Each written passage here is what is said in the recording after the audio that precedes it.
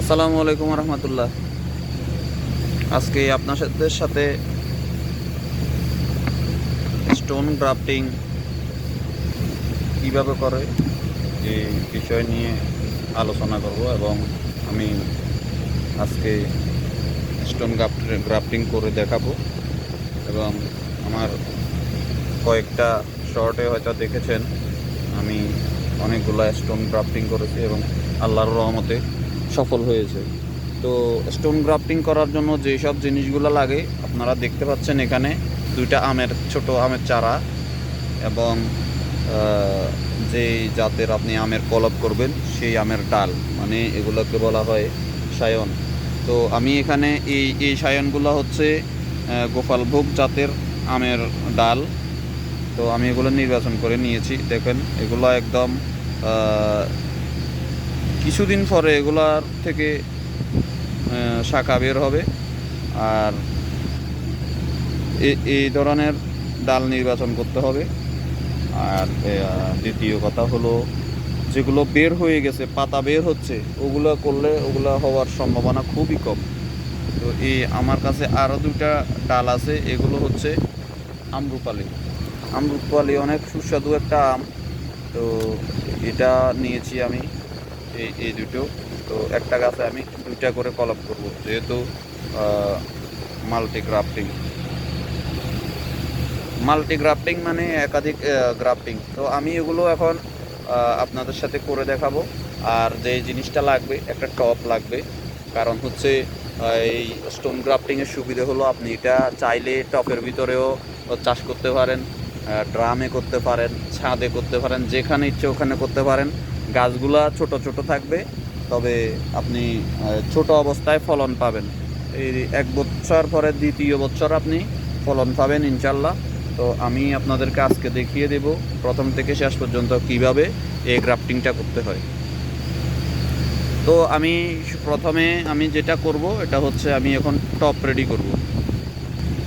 তো আমার top ready ফুটো করে নিয়েছি, যাতে পানি জমে থেকে এটা গাছটা মারা না যায়। তো এখানে ফুটো করে দেওয়া হয়েছে। এখন আমি এটাতে কিছু মাটি এবং এমন কিছু উপাদান দেব আপনাদেরকে আমি দেখাবো, যেটা দিয়ে পানিটা মানে আর্দ্রতা ধরে রাখতে পারে। যেহেতু টপ পানি দিলে দীর্ঘ সময় থাকে না, তো যেহেতু যদি যেন দীর্ঘ সময় পর্যন্ত থাকে, আমি এই ব্যবস্থা করব। এখন আমি মাটিগুলো দিয়ে দিলাম। মাটি দেওয়ার পরে আমি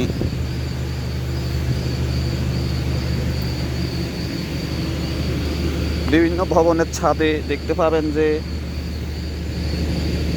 শ্যাওলাগুলো মারা যাওয়ার পরে এই অবস্থা হয়ে যায়। এই ধরনের কিছু ময়লা পড়ে থাকে। এগুলো আসলে ময়লা না, এগুলো কোকোপিটের মতো। তো আমি এগুলো ইউজ করব। দেখেন এগুলো কোকোপিটের মতোই। তো মাটি এবং আমি এই জিনিসগুলো দিয়ে একটা মিশ্রণ তৈরি করব, যাতে পানি শুকিয়ে খুব দ্রুত এগুলো কোনো সমস্যা না হয়। তো আমার টবের কাজ শেষ, মাটি সংগ্রহ করে ফেললাম। এখন আমি আপনাদেরকে দেখাবো গ্রাফটিং করার পদ্ধতিটা।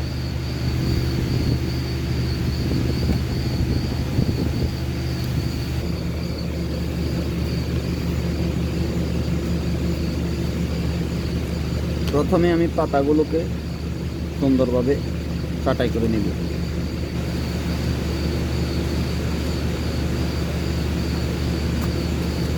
আর এই কাজগুলো করার জন্য আপনার প্রয়োজন একদম ধারালো একটা ছুরি, চাকু। এটা অত্যন্ত ধারালো একটা চাকু। তো চাকুটা যদি ধারালো না হয় তাহলে আপনার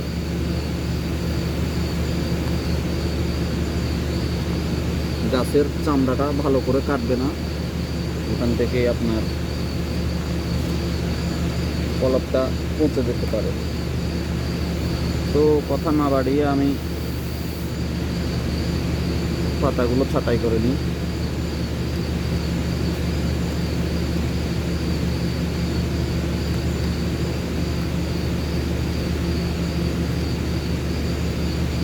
এগুলো ছাঁটাই করা শেষ। এই দুটো হচ্ছে গোপালভোগ।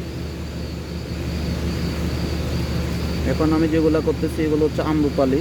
আম্রপালির সায়নগুলোকে আমি পাতাগুলো ছাড়িয়ে নিচ্ছি সুন্দর করে, এইভাবে ছাড়িয়ে নিতে হবে।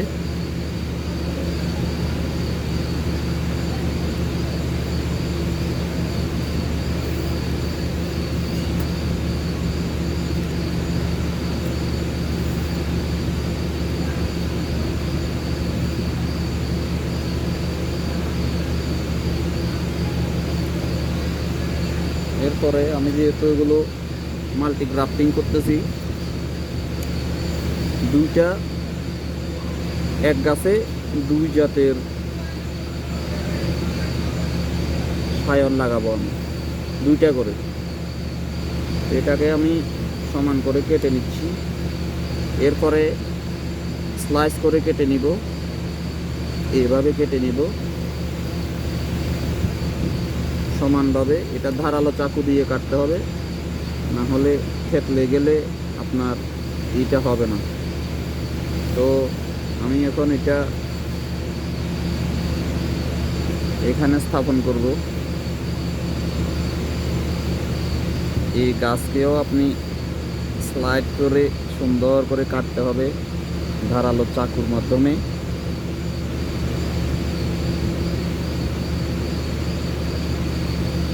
এইভাবে কেটে নিতে হবে। এভাবে কাটার পরে আপনি এটাকে সুন্দরভাবে এখানে বসিয়ে দিতে হবে।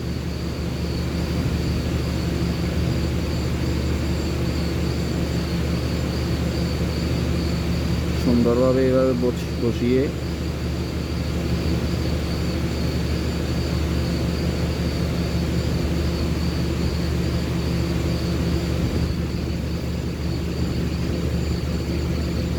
এখানে চামড়ার সাথে চামড়া একদম মিলিয়ে বসাতে হবে।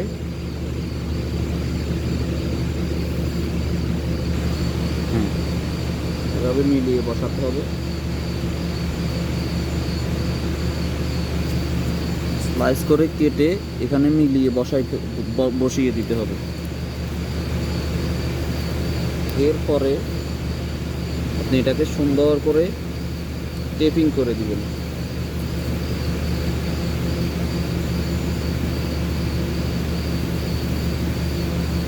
খেয়াল রাখবেন যাতে চামড়ার সাথে চামড়াটা মিলে যায়। সমানভাবে কেটে এটাকে সুন্দর করে